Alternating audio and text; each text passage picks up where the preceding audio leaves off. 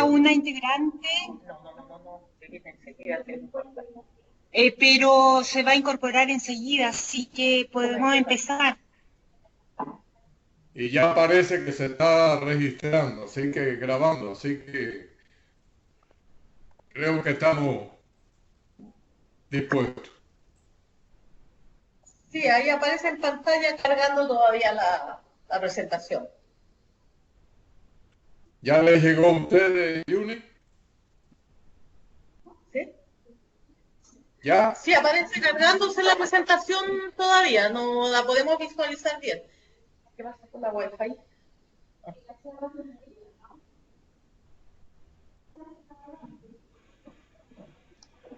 En cuanto esté cargada la presentación podéis empezar, ¿vale?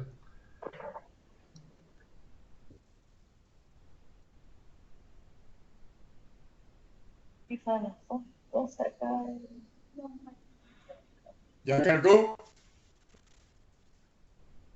Todavía no. Aquí me da que ya está lista. Sí, acá no la ¿A ti, podemos. Javier? No, acá no se ve. Javier, ¿a ti te da lista ya también? Sí, a mí me da ya ok.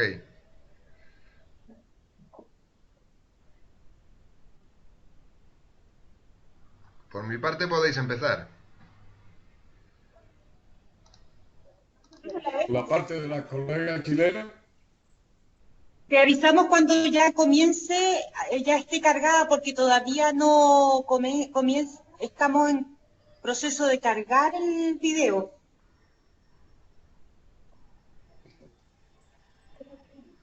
Comenzamos, Javier. Vamos a esperar a que les cargue a las compañeras chilenas. Ok. No creo que tarde.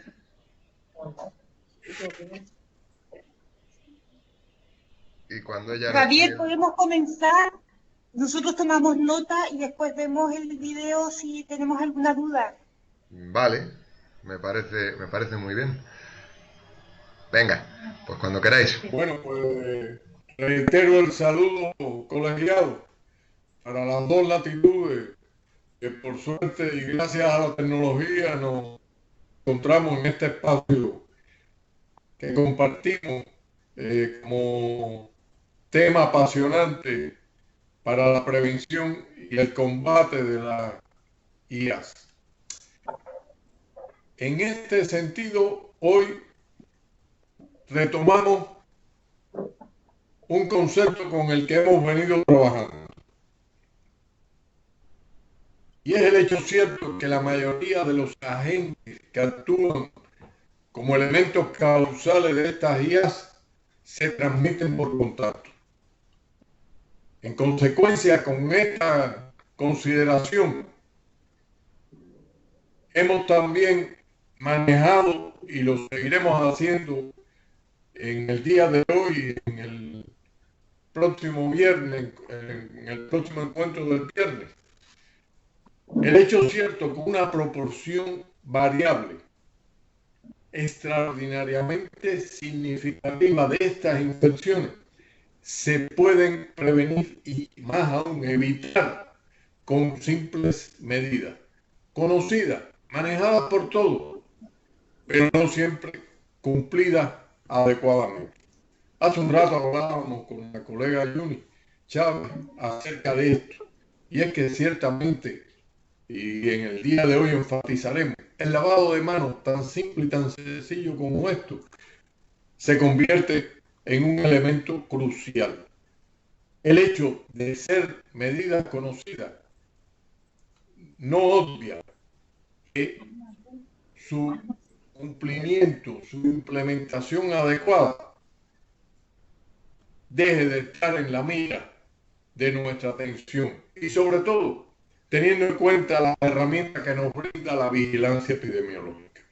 Y dentro de estas medidas retomamos el punto: desinfección y esterilización, el control y la disposición de residuales, el uso del adecuado arsenal terapéutico para evitar la resistencia microbiana, que fue objeto de atención exhaustiva en la conferencia anterior, y los elementos referentes a las características constructivas.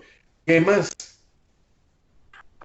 que profundizar en esto? Lo que reclama este punto es única y exclusivamente que exijamos que se cumpla lo normado, tanto en lo correspondiente a las nuevas construcciones como a las remodelaciones. En este sentido, todo nuestro quehacer y nuestra proyección tiene que estar dirigida a romper la cadena de infección. En cualquiera de sus puntos, la transmisión del agente infeccioso, evitar que se convierta en reservorio, por supuesto que teniendo en cuenta el modo de transmisión afecte al huésped, cerrando las puertas de entrada oportunamente. ¿Esto qué significa? Significa que tenemos un escenario en el cual nuestro accionar tiene que estar dirigido a interrumpir el que se cumplimente este ciclo que hemos y reconocemos como cadena de infección. Así las cosas, encontramos que algunos de los microorganismos más frecuentes que ocasionan las IEAs pueden ser diseminados por contacto directo. Y en este caso se encuentran los estreptococos, los micrococos y los difteroides. Por contacto indirecto, el Clostridium difficile, tanto el estafilococo aureus resistente como el enterococo resistente a la vancomicina. Por gota, las temidas gotas de microflux, que a 1 metro de distancia, con un simple estornudo o sencillamente el toser, el mal toser, porque si complementamos las prácticas vigentes de ocultar y tapar los orificios, tanto bucales como nasales, podemos mitigar y disminuir esta posibilidad. Pero lo cierto es que no siempre ocurre así. Y ahí está el hemófilo influenzae tipo B. A pesar de que se cuenta en un momento actual, como ustedes conocen, con vacunas extraordinariamente eficientes. La primera vacuna de síntesis de polisacáridos fue justamente dirigida para este hemófilo influenzae, sobre todo los recién nacidos, hasta menores de 1 año. La Neisseria meningitis, que también se cuenta como un arsenal de vacunas para AW135, el B, el C y el Y. Y esto, a pesar de que contamos con estas posibilidades, pues ciertamente sigue polulando en nuestros medios hospitalarios. La Bordetella pertussis, a pesar de la vacuna no olvidada, ahí está presente, latente. La parainfluenza y los rinovirus, con todo sus posibilidades de manifestarse tanto por infecciones nasales, la orofaringitis y bien también, ¿por qué no?, en la conjuntivitis. Y por transmisión aérea. Y aquí me permito retomar la diferencia entre las gotas de microflujo y la transmisión aérea. Las gotas permanecen en el entorno. La transmisión aérea, pues habitualmente floculan y van a contaminar el piso, las instalaciones sanitarias, el instrumental médico, y ahí tenemos las micobacterias, fundamentalmente Mycobacterium tuberculosis, varicela, sarampión, el zoster y la viruela. De esta forma, vamos a poder establecer un conjunto de objetos de uso frecuente en nuestras instalaciones sanitarias que se convierten en los vectores de la transmisión por contacto indirecto. Y nuevamente, en primer lugar, manos sucias. el instrumental contaminado, las agujas, los apósitos, los guantes, la ropa y otros materiales contaminados. ¿Cuántas veces ustedes no han visto, igual que yo, que el guante se utiliza para proteger al operario, pero no para proteger al paciente? Y el mal uso del guante, por lo tanto, es incuestionablemente una vía de transmisión por contacto indirecto extraordinariamente importante.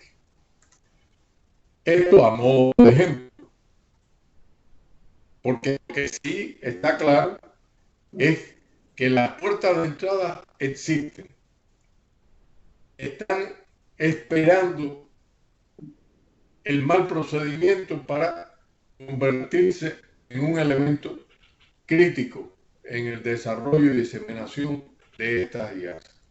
Y así encontramos el tracto respiratorio, genitourinario, gastrointestinal, fundamentalmente por no uso adecuado de las herramientas de desinfección y limpieza de las manos, pero también de los alimentos. Y a veces hablamos en términos tales de que el personal médico, el personal que trabaja directamente con el paciente, véase enfermero, médico, personal paramédico, mas sin embargo nos olvidamos de las personas que dispensan los alimentos, de aquellos que se encargan de la higienización del ambiente, y ahí podemos perfectamente justificar que el tracto gastrointestinal sea una puerta de entrada de primera magnitud. La piel y mucosa, porque es la fuente más próxima si extendemos la superficie de la piel de un ser humano, va a ocupar aproximadamente 2 metros cuadrados. Esto significa, por lo tanto, que las posibilidades de contaminación están ahí, en el ser humano. Tenemos una gran superficie que está en continuo intercambio con el medio, y si el medio no es el adecuado, obviamente tenemos perdida la batalla. Y aquellos procedimientos invasivos y quirúrgicos que son los menos, pero que pueden estar presentes en igualdad de circunstancias si no se complementa lo normal. Aquí única y exclusivamente, no atribularse por lo abigarrado de la diapositiva, esto es para leerlo después, por cuanto reflejamos los tipos de microorganismos más frecuentes y el porcentaje que ocupan en los diferentes procesos de naturaleza infecciosa. Este se corresponde con el tracto urinario, las heridas operatorias, aquellas que aparecen en el torrente sanguíneo, en la ventilación mecánica, las infecciones gastrointestinales, la endometriosis puerperal y la del sistema nervioso central. Fíjense que los rotavirus ocupan, sin lugar a dudas, en las infecciones gastrointestinales el primer lugar. En las del tracto urinario encontramos Klebsiella, Escherichia coli y la omnipresente Pseudomonas aeruginosa. En la ventilación mecánica, la Klebsiella y la Pseudomonas, pero también aparece el estafilococo, que ocupa también un lugar más que importante en las infecciones del torrente sanguíneo. Con este cuadro, obviamente nos permite establecer una estrategia para evitar que se establezcan las IAS en el tracto urinario, en la ventilación mecánica, en la infección de la herida operatoria, en la bacteriemia, septicemia, en la neumonía y en las infecciones gastrointestinales. Es decir, a punto de partida de conocer que estas son las infecciones adquiridas en la atención de salud más frecuente, podemos establecer una estrategia en nuestro procedimiento. Y esto, sin lugar a dudas, le da una vigencia extraordinaria a las simples medidas con las cuales hemos estado trabajando. Permítanme detenerme en justificar. No voy a hablar del procedimiento per se que ustedes manejan perfectamente, probablemente mejor que yo. Permítanme justificar el porqué de la importancia del lavado de manos. ¿Qué propósito tiene? Sin lugar a dudas, evitar la transmisión del agente infeccioso, la promoción de la flora transitoria y la reducción de la flora residente. Es decir, la flora normal de la... A veces, al eliminarla, estamos dejando la puerta abierta para el estafilococo, estreptococo, pseudomonas, etc. Por lo tanto, si vamos a hacer concienzudamente un lavado de manos, tenemos que tomar las medidas complementarias de desinfección, como veremos con posterioridad. Y aquí, algo interesante que sustenta esta verdad que hemos enunciado. En un estudio hecho en los baños de los hospitales, aparece que bacterias vinculadas con el tracto gastrointestinal ocupan el 47%, con el tracto urinario el 4%, la piel el 32%, el aire 13%. Y aquí va como diríamos, un dato interesante y que se retiró de la bibliografía. En un hospital de Chicago, en Estados Unidos, pusieron una cámara oculta. Y ahí es por qué tuvieron que retirar el trabajo inmediatamente. ¿Y qué encontraron? Bueno, pues sencillamente encontraron en la encuesta que se le hacía al salir las personas del baño, en el orden del 75-80%, señalaban que habían hecho uso del baño y con posterioridad se habían lavado las manos. ¿Pero qué arrojaba la cámara oculta? Ah, bueno, que solo el 52% cumplimentaba esta norma. Pero más aún, en el orden de un 35% realmente hacían uso del jabón. El resto se enjuagaban las manos. Es ahí porque si volvemos a retomar esta diapositiva, se convierte en un elemento esencial la toma de conciencia que el lavado de manos en el ambiente hospitalario, y hemos utilizado única y exclusivamente como elemento de resorte para convencer y motivar el hecho de el estudio de contaminación ambiental en un baño. Pero si lo hacemos en una sala hospitalaria o entre paciente y paciente, no dudo que aparezcan hechos relevantes como este. Y aquí se justifica conceptualmente establecer las premisas esenciales de la importancia de la higiene de las manos. El propósito es disminuir la tasa de microorganismos presentes en nuestras manos.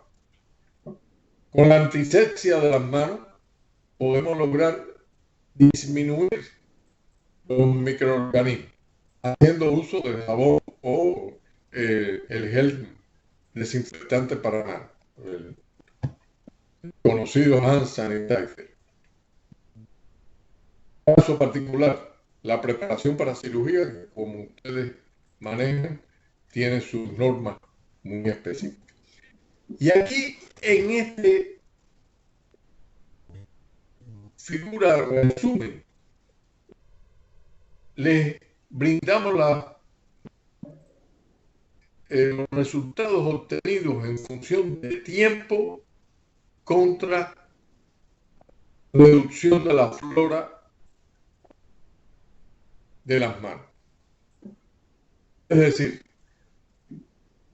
en función del tiempo que estamos en contacto con los agentes utilizados como antisépticos o desinfectantes, vamos a encontrar esta respuesta. Así, el jabón y agua solo disminuye un 2% la flora reincidente. La tintura de mertiolate lo disminuye en el orden de un 65%. Si hacemos uso del alcohol al 50%, fíjense que lo vamos a llevar al 30% de los microorganismos presentes con relación al inicio. Y el alcohol al 70% lo logramos reducir al 10% de los microorganismos. Elementos similares obtenemos con el alcohol al 70% y yodo al 1%, donde incluso disminuye la necesidad de utilizar los 2 minutos a los cuales hacíamos referencia en la primera conferencia. Es decir, si queremos que sean eficaces estos agentes antisépticos y que cumplimente su importante función de reducir la flora, el porciento de microorganismos presentes en la piel, tenemos que dejar que estén trabajando al menos 2 minutos. Y aquí, empezando por el jabón y agua. Todos sabemos que en presencia de materia orgánica, sin lugar a dudas, la posibilidad de acción de estos agentes que utilicemos como antisépticos va a quedar reducida. Por lo tanto, la higienización de las manos comienza a crear el ambiente favorable para factible. ¿Cómo? Eliminando toda la suciedad, toda la grasa, todo aquello que va, incluso porque no la decamación de la epidermis, todo aquello que va a contrarrestar la eficacia de los agentes que utilizamos como antisépticos. Y para esto están de moda por su eficacia y todas las posibilidades que brinda el uso de los agentes, que constituyen y conforman los geles que usamos como hand sanitizer. Los ingredientes activos más importantes son los alcoholes, el isopropanol, el etanol, el N-propanol y derivados del yodo. Es tan eficiente como el lavado con agua y jabón. De ahí la importancia de hacer conciencia acerca del uso de esto. Y sobre todo porque la facilidad que brindan tiene como beneficio que la adherencia del personal de salud se convierta en algo mucho más fácil de lograr. ¿En qué condiciones está indicado el lavado con agua y jabón? Cuando iniciamos la jornada de trabajo, que llegamos del medio externo. Después de retirarse de los guantes, todos sabemos las virtudes y los defectos de los guantes, y entre los defectos la permeabilidad del guante de látex. Después del contacto con secreciones o excreciones del paciente, frente a manos que estén visiblemente sucias, y después de atender a un paciente con una enfermedad y efecto contagioso. Pero yo lo generalizaría y diría que después de atender a un paciente, en cualquier circunstancia, el lavado de las manos. Junto a esto, debemos, sin lugar a dudas, hacer uso adecuado de los equipos de protección. Guantes, la protección facial, el nasobuco, los delantales, evitar los pinchazos, los cortes, muy frecuentes en los salones. Y, por ejemplo, en Estados Unidos el promedio de corte que sufre un cirujano está en este momento en el orden del 10% de las intervenciones del cirujano o el personal auxiliar en el salón sufre un corte. Pero en los tiempos que corren del VIH y de los virus de la hepatitis, esto se convierte en un elemento fundamental. Los buenos hábitos al toser o estornudar y la limpieza de los locales y del medio hospitalario. Y aquí hagamos uso de otra herramienta que tenemos a mano de fácil implementación por cuanto el equipamiento existe en la mayoría de nuestras instituciones y que nos permite eliminar o disminuir la carga de microorganismos de forma sustantiva del material de instalaciones, de los pacientes, del personal acompañante, de las visitas. Nos referimos a los medios y métodos de esterilización y desinfección. Y dentro de esto buscamos que esta gráfica se modifique. Es decir, de embriones a bacterias vegetativas se va disminuyendo la resistencia. Es decir, los embriones son altamente resistentes. Y pongo, por ejemplo, la enfermedad de las vacas locas que todos conocemos. Las esporas bacterianas, extraordinariamente resistentes, como todos sabemos. Las micobacterias por las características de su pared. Las esporas de hongo.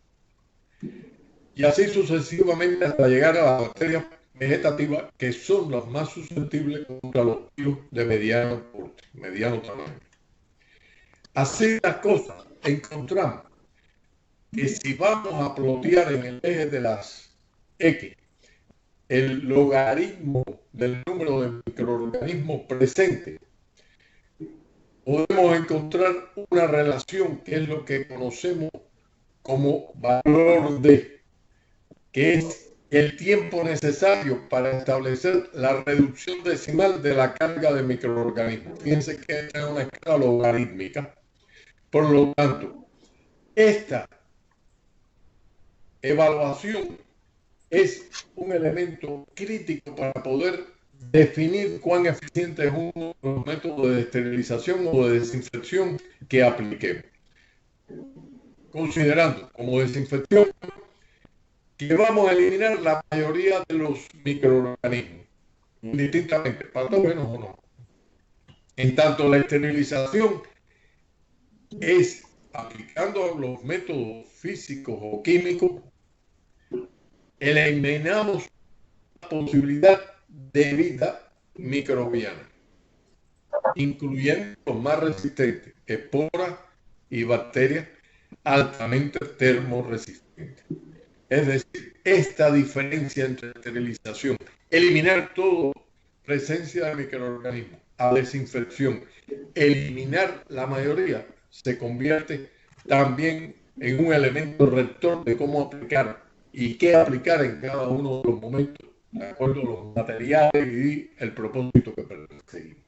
Así encontramos que, por definición, antisépticos son todos aquellos productos químicos o medios físicos que se utilizan para la desinfección y se utilizan solo en objetos inanimados. En tanto, los antisépticos son desinfectantes que se utilizan externamente y no logran eliminar el 100% de los microorganismos presentes. Esto nos permite acercarnos al tema de la esterilización, estableciendo la clasificación de estos métodos. Así tenemos dos grandes grupos, los métodos físicos y los métodos químicos. En los métodos físicos, sin lugar a dudas, el calor en sus dos modalidades, seco o el húmedo. Las radiaciones, gamma, beta y ultravioleta, los sistemas de filtración, sobre todo para las soluciones que van a ser utilizadas en la atención al paciente. La ebullición, y aquí me permito recordar que ebullición no son 100 grados, son 90 grados, porque está en intercambio con el medio externo y por lo tanto el vapor no se acumula. Es única y exclusivamente podemos lograr de esta forma 90 grados. El flameo, de uso inveterado y que se seguirá usando, creo yo, por largo tiempo. Y los agentes, veamos algunos elementos a considerar en esto. Aquellos materiales sensibles a la humedad pueden ser tratados por calor entre 160 y 180 grados. Estamos hablando de la esterilización por calor por estufa. Por supuesto, no se nos ocurre poner una ropa a esterilizar por este medio, haciendo la reducción al absurdo. Más sin embargo, hay muchos materiales que la humedad los afecta. Y esto, por lo tanto, contribuye de forma importante a la elección del método. Y por lo tanto, lo que estamos buscando con esto es establecer las premisas que nos permitan elegir el método más adecuado para cada propósito, para cada circunstancia, para cada escenario. Aquellos materiales resistentes a la humedad. Se puede utilizar el tratamiento térmico entre 121 y 134 grados. ¿Cómo alcanzar esta temperatura? Bueno, aquí sobreviene la posibilidad de conocer cuál es la fracción de supervivencia de acuerdo al tiempo de exposición y la temperatura alcanzada. Fíjense que con 50 grados, sin lugar a dudas, necesitamos mucho más tiempo de exposición para lograr disminuir en un orden logarítmico la presencia, la carga bacteriana, la carga de los microorganismos en general. A 60, estamos hablando de que se puede lograr a los 40 minutos disminuir el orden logarítmico al cual hacíamos referencia con anterioridad. Pero ya a 70 tan solo nos hacen falta 10 minutos. Es decir, que a claras luces con esto podemos justificar que existe una relación de tiempo con relación a la temperatura que utilizamos para la disminución de la carga bacteriana. Esto justifica, que no se ve lamentablemente muy bien, es la justificación que se utiliza en las normas chilenas para justificar por qué utilizar 121 grados, 110 grados y 132 grados con la sobrevivencia. Ustedes podrán apreciarlo después con detenimiento en sus materiales, en su guía de trabajo. Y esto es un elemento rector a la hora de definir, porque 134 grados solo podemos lograrlo con una presión de 2 kilogramos por centímetro cuadrado. Pero fíjense que el tiempo disminuye, como veíamos en la gráfica anterior, entre 3 a 5 minutos. 121 grados, que es las condiciones de esterilización por autoclaveo normal, alcanza en el orden de 1.1 kilogramos por centímetro cuadrado. Pero ya que necesitamos hasta 20 minutos para las bacterias vegetativas. Si se trata de pura hoja de avisor, a veces hace falta hasta los 60 minutos. Pero si queremos ser eficientes en el uso del autoclave, la OPS recomienda que se sigan las orientaciones del fabricante del equipo y que se le dé el mantenimiento oportuno, pertinente. Y esto parece una verdad de perogrullo, pero sin lugar a dudas, a veces no se cumplimenta lo que establece el fabricante. Evitar el exceso de agua, pero también evitar Sin agua, las posibilidades de uso del autoclave quedan extraordinariamente limitadas. Los sacos bandeja con la boca para abajo, para facilitar la circulación del vapor. No abrir el autoclave hasta su total enfriamiento. Si lo abrimos, se condensa el vapor y ya esto limita la eficiencia del sistema. Usar los indicadores químicos, pero más que los indicadores químicos, la verificación biológica de la eficiencia de la esterilización.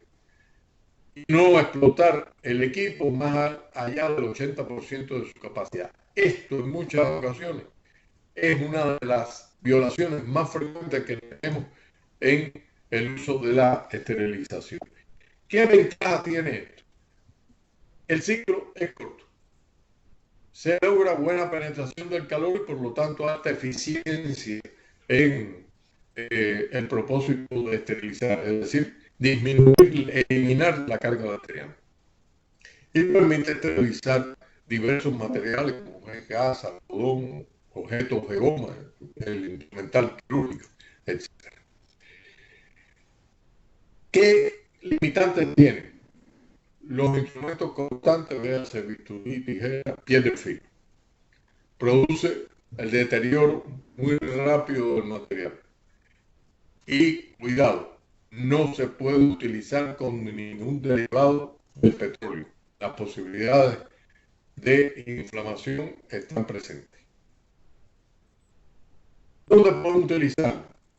Con 15, 20, 30 minutos le ponemos en esta tabla los diferentes materiales de uso común en nuestro medio hospitalario.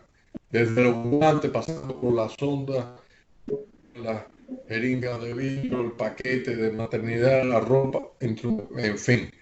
Es una amplia gama, pero hay que respetar los tiempos de aplicación de este método si queremos que sea eficaz. Por calor seco, ¿qué se busca? La desnaturalización de las proteínas. Todos sabemos que existe una relación entre temperatura y desnaturalización. Y esto da lugar, por lo tanto, a justificar que en un cuadro de hipertermia exista desnaturalización y puede reducir por encima de los 42 grados mantenidos, puede llevarnos incluso hasta la muerte del paciente. Aquí lo estamos aplicando justamente también para eliminar la vida, lo único que en este caso los agentes que contribuyen de forma determinante en el desarrollo de las infecciones intrahospitalarias. Una hora de calor seco a 160 es necesario para eliminar las esporas resistentes. El flameo por la llama usado en los laboratorios de microbiología y para los trabajos con material estéril se mantiene vigente. Aquí se logran temperaturas, el límite son los 100 grados, pero aquí se logran 200, 300, de acuerdo a las características del punto de la llama. Si es la zona violeta, la zona roja, podemos aquí lograr temperaturas hasta de 250 a 300 grados.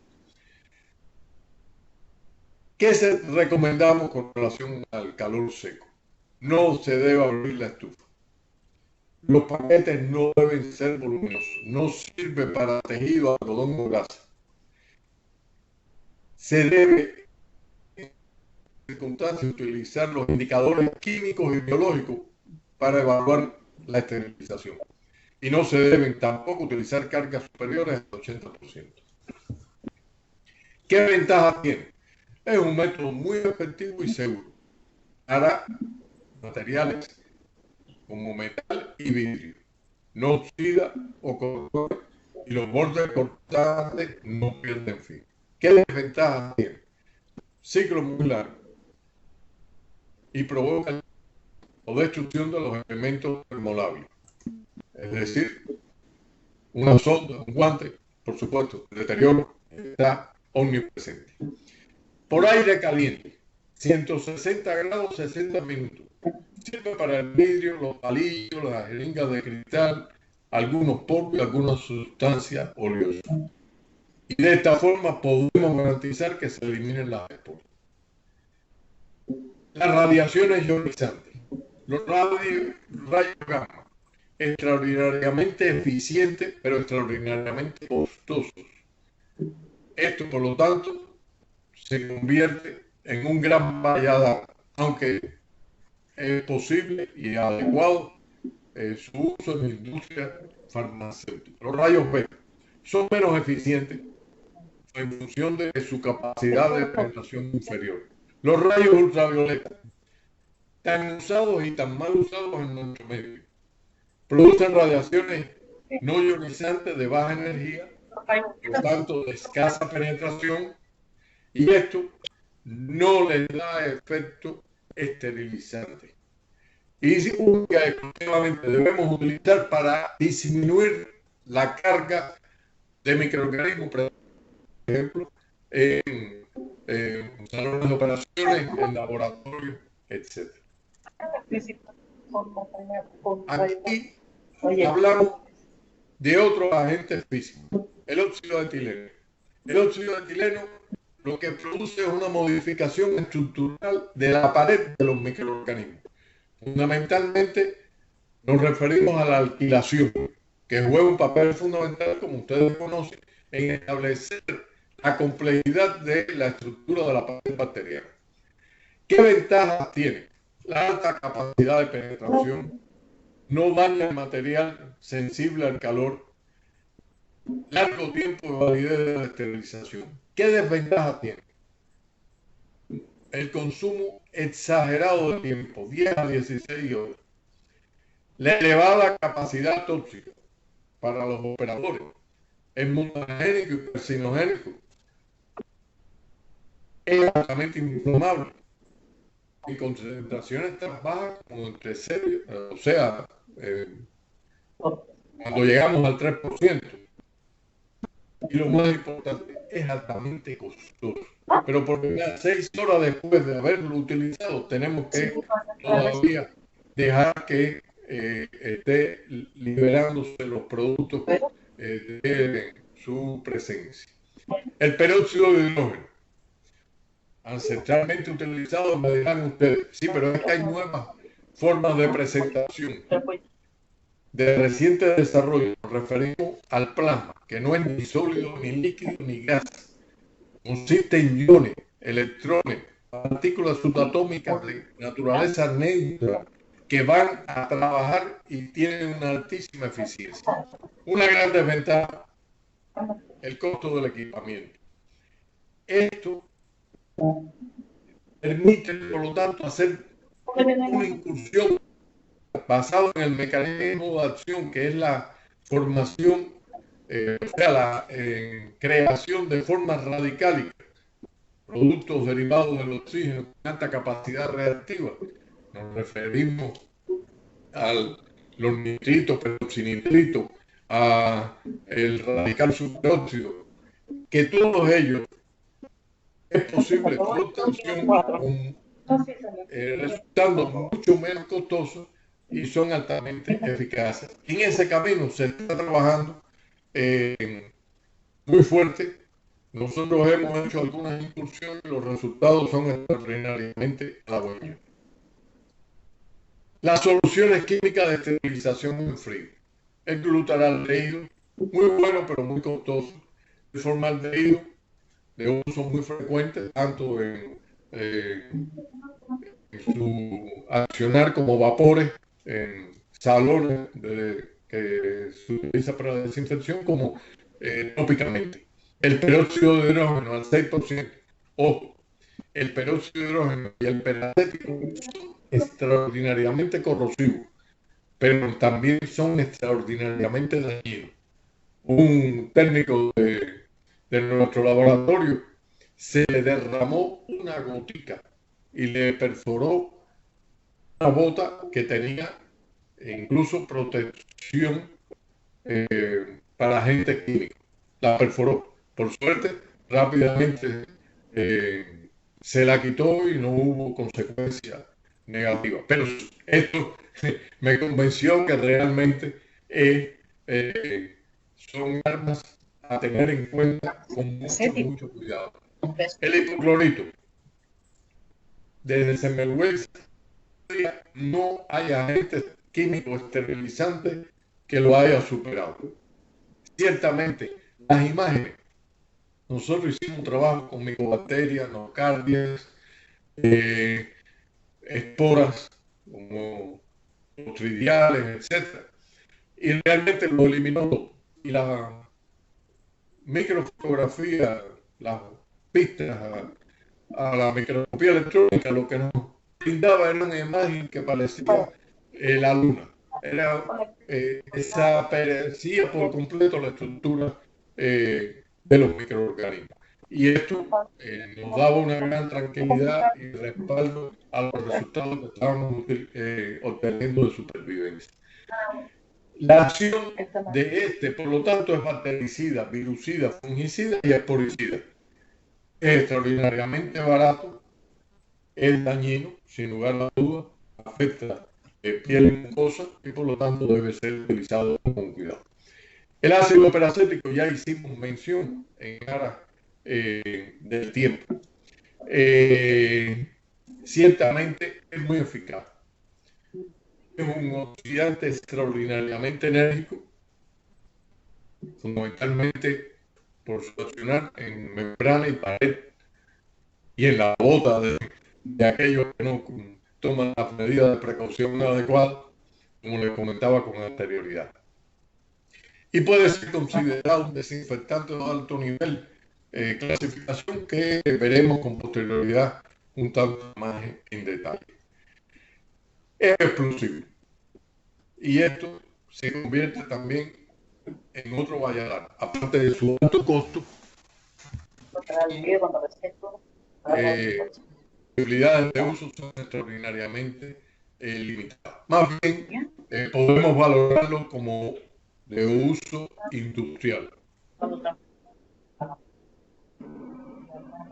Aquí les traemos el tipo de compuesto, la concentración a las cuales se debe utilizar en nuestros hospitales y qué función debe cumplimentar.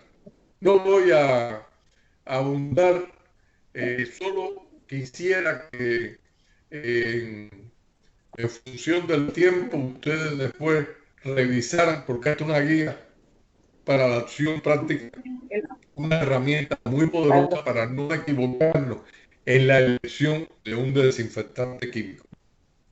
Pongámoslo en términos positivos, para explotar al máximo las virtudes y posibilidades que nos brinda un agente químico para ser usado como desinfectante. Aquí tenemos el espectro de diferentes elementos químicos más en boga.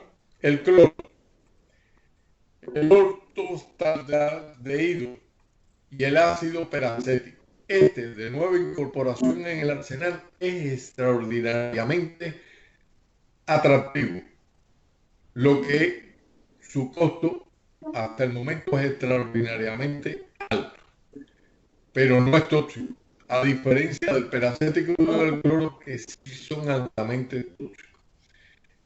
Y el hecho cierto es que los tres tienen un espectro extraordinariamente amplio y nos permite, por lo tanto, tenerlos como productos de elección en nuestro arsenal. Y de aquí podemos clasificar los agentes químicos que vamos a utilizar en la desinfección en las tres categorías fundamentales: de alto nivel, de nivel intermedio y de bajo nivel. Empecemos por este último.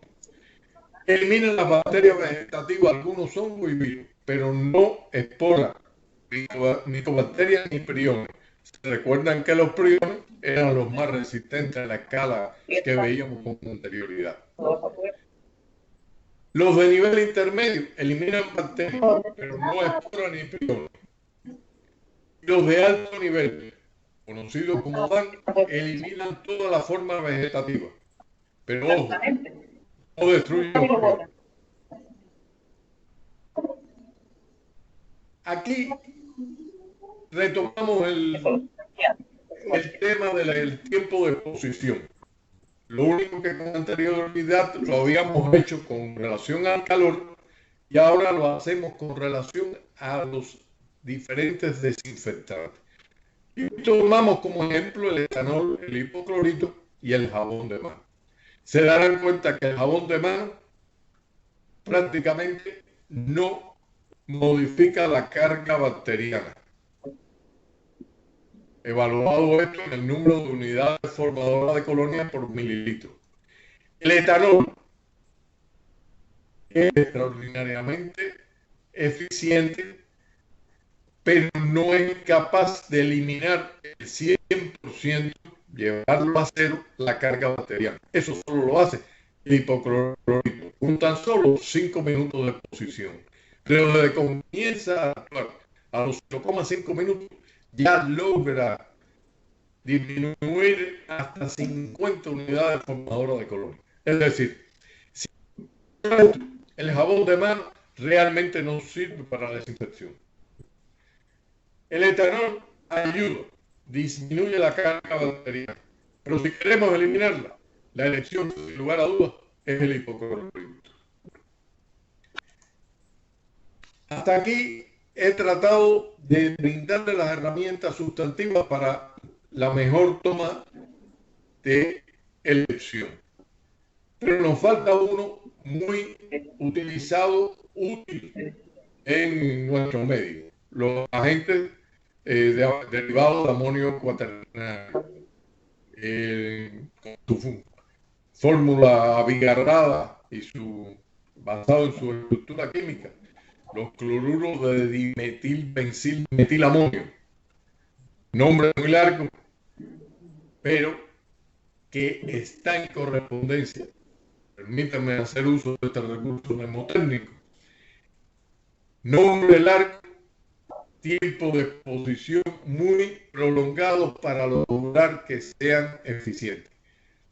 En muchas ocasiones, ¿cuántas veces no se implementa la desinfección de una sonda con 10 horas? No. ¿Para qué los derivados de amonio cuaternario exploten sus propiedades anfipáticas? Es decir, una región que atrae el agua hidrófila y otra que la repele, tienen que transcurrir no menos de 24 horas para que ejerza su acción desestabilizando el sistema de membrana. Es decir, como recordamos, en el sistema de membrana de las bacterias radica de respiración celular, la cadena de respiración celular. Si inactivamos la membrana, el sistema de membrana, estamos disminuyendo el rendimiento energético de la bacteria y por lo tanto no puede sobrevivir. Pero para esto necesita tiempo prolongado de exposición. Aquí, nuevamente, un cuadro resumen de la eficiencia del cloruro de salconio, sal de amonio cuaternario. Es decir, de acuerdo al porciento químico, del porciento activo y el nombre comercial que lo reflejamos a la izquierda, encontramos aquí la eficiencia frente a diferentes microorganismos. Indicadores, es decir, estos microorganismos son los que se utilizan habitualmente para la evaluación de la eficiencia de los agentes químicos. Nos referimos a Pseudomonas bacillus, representantes de los hongos, el muco y la Aspergillus nigra. Esto, sin lugar a dudas, permite su utilización, pero no es el de la elección si queremos una acción rápida, eficiente y oportuna. Aquí le comparamos el alcohol etílico con la clorhexidina y los derivados de yodo. Su espectro, sin lugar a dudas, es extraordinariamente amplio. Sin embargo, solo el alcohol etílico, al 70%, después de los trabajos de Frosch, es el único que es eficiente como micobactericida. Es decir, en muchas ocasiones, erróneamente, usamos el alcohol puro, el alcohol al 50%, y de esa forma lo que está creando es resistencia.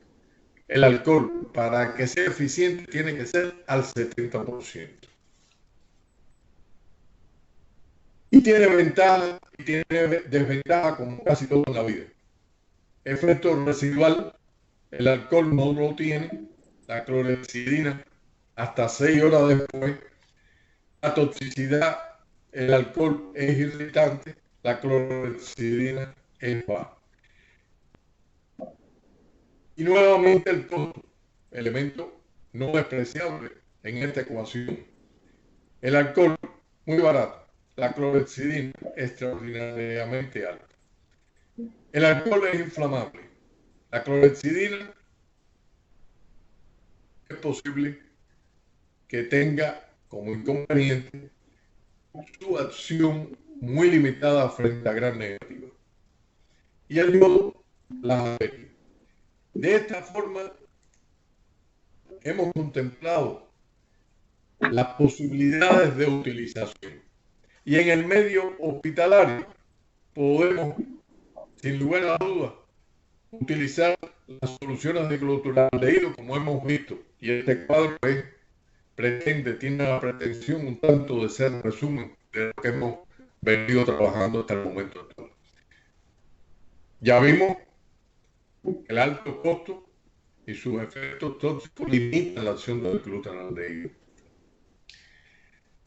Igual, si lo asociamos a otros agentes químicos como el formaldehído, que disminuye sus costos, pero disminuye también de forma muy limitada, pero la disminuye su eficiencia. Los derivados, el glutaraldehído, cubren una amplia gama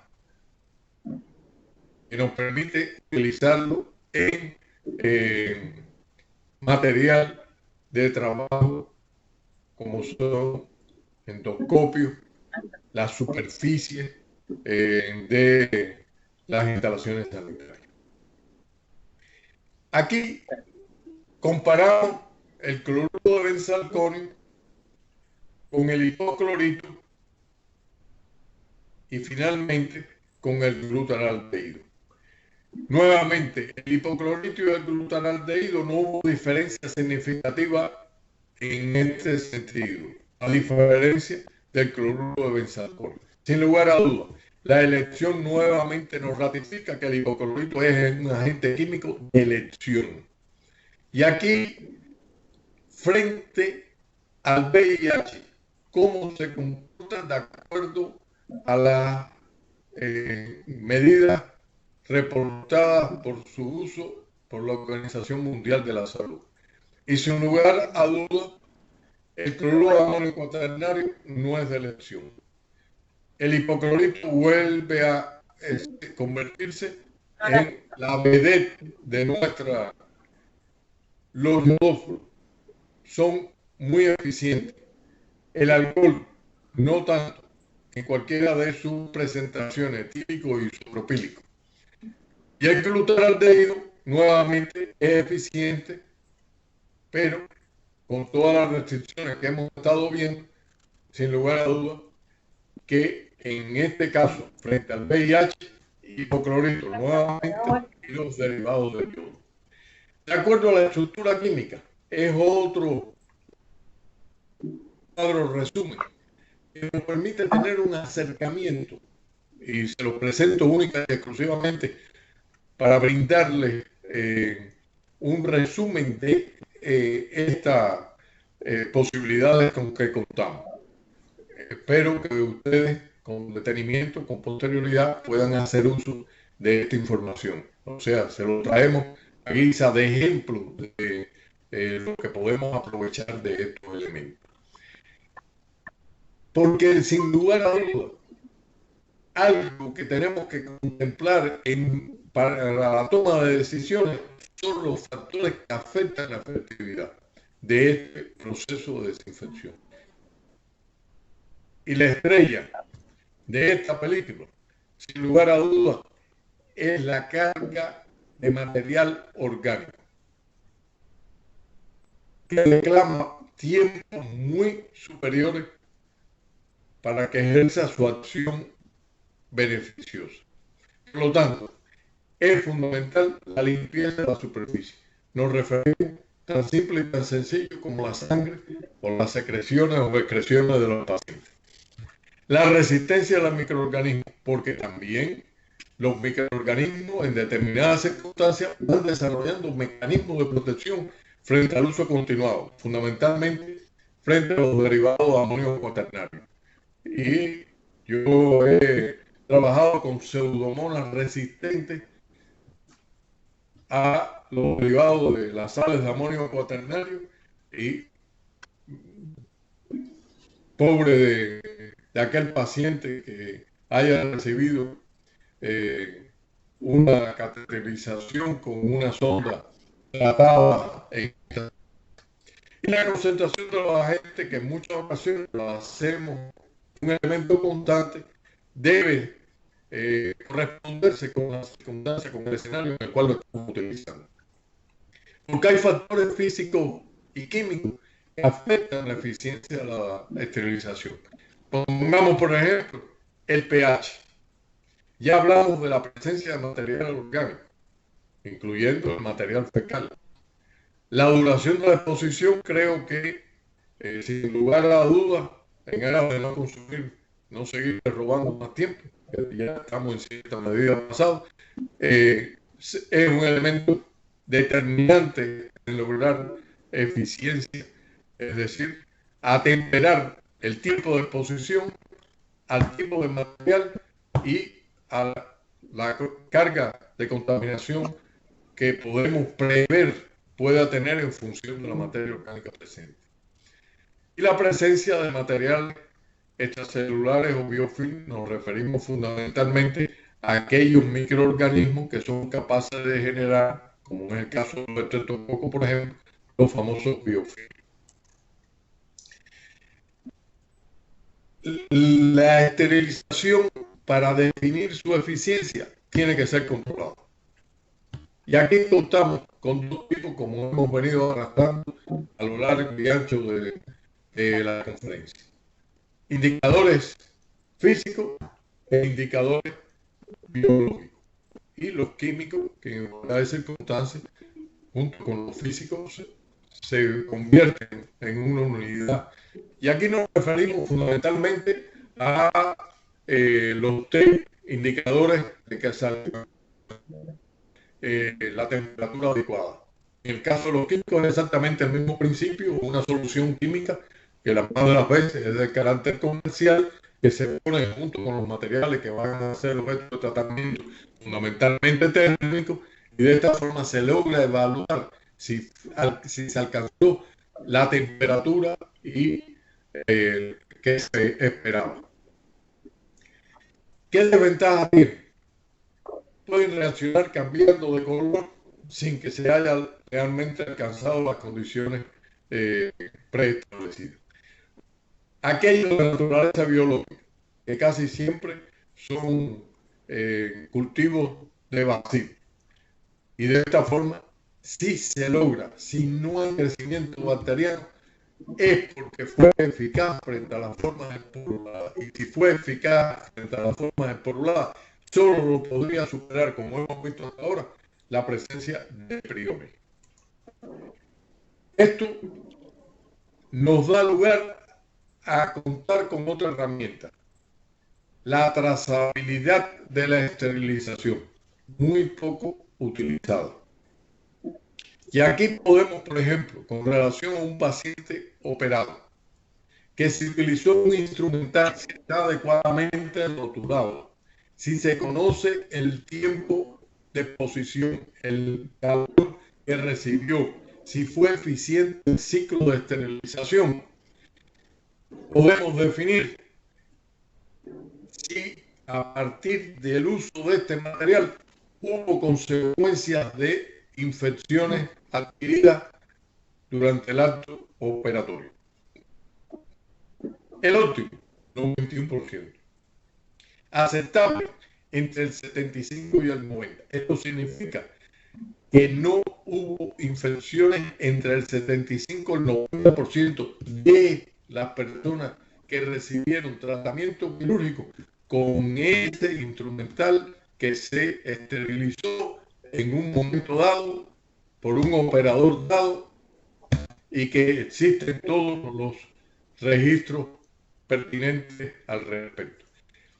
Pero crítico, 100 menos del 74%.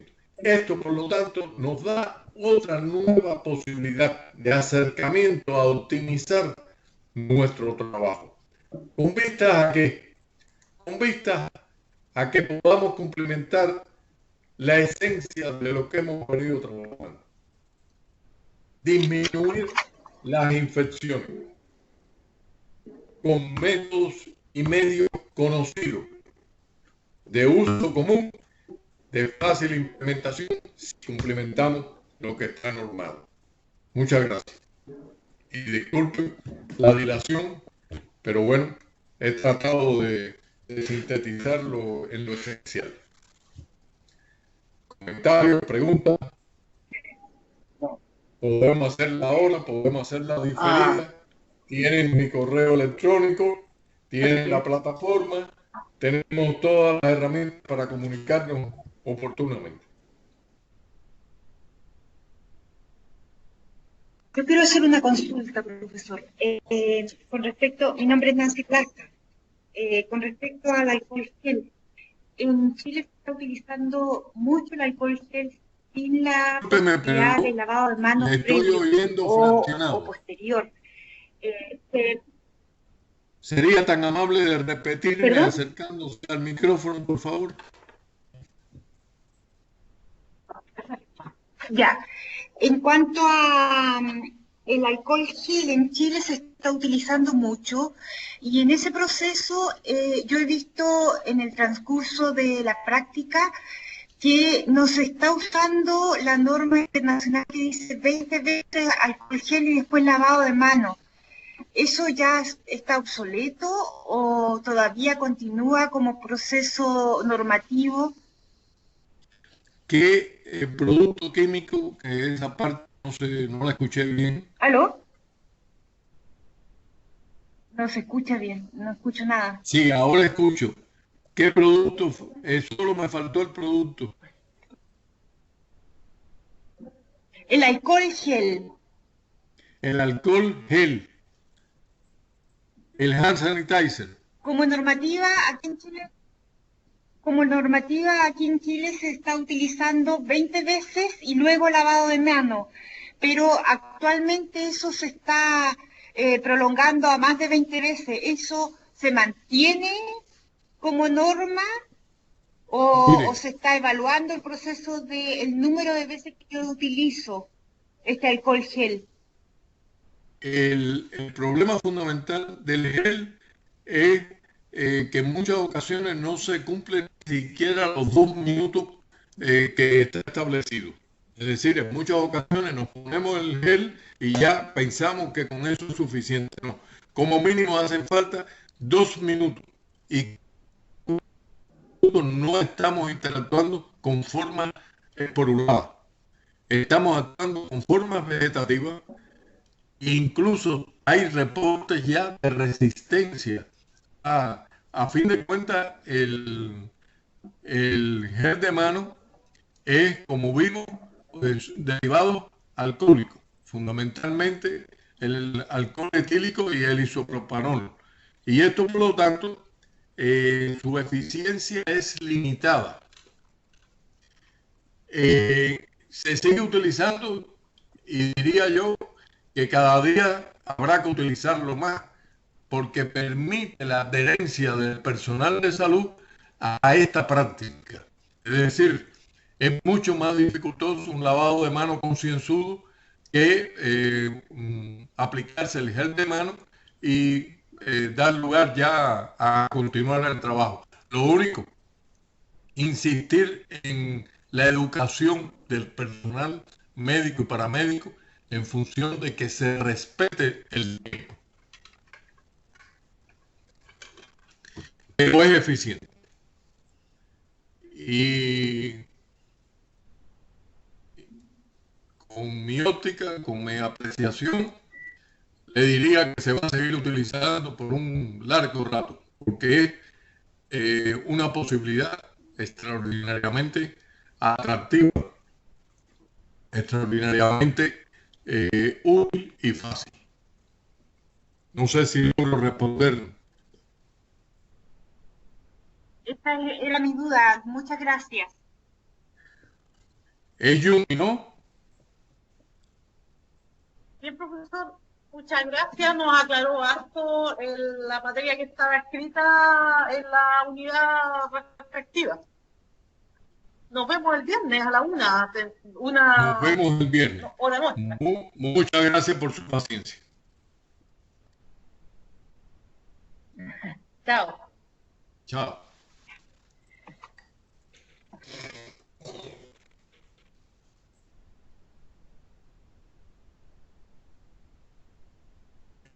Bueno, Javier.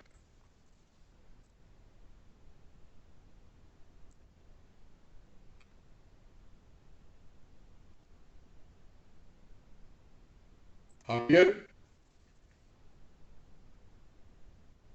Javier.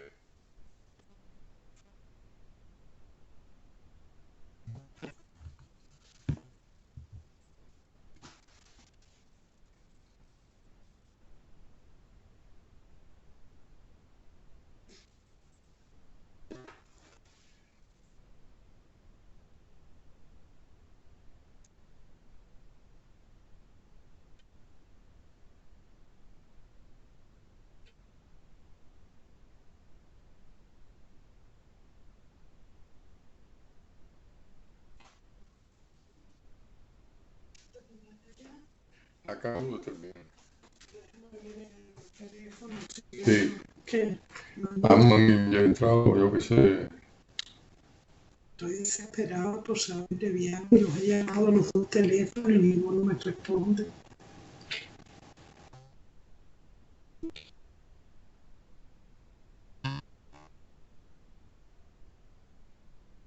¿Qué dice Bianca? Sí, por favor. Coño, que estoy desesperado. Oye, pero estoy mandando el mensaje.